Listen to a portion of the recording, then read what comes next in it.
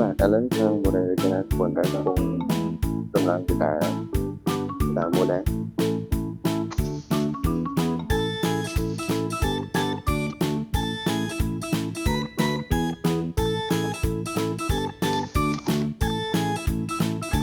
បាទឥឡូវជាងរបស់យើងគាត់បានបាញ់ឆ្នាំខ្លះថែមទៀតហើយបាទ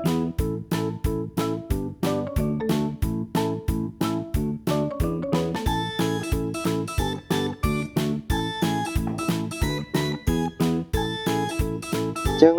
ជាបន្តទៅគឺយើងនៅសល់ការដាក់ឈើបាទនៅកម្មវិធីនេះគឺយើងដាក់ឈើ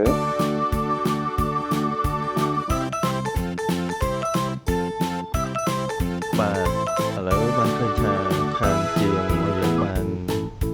ធ្វើការដាក់ឈើរួចរាល់អស់ហើយនឹងលាបថ្នាំ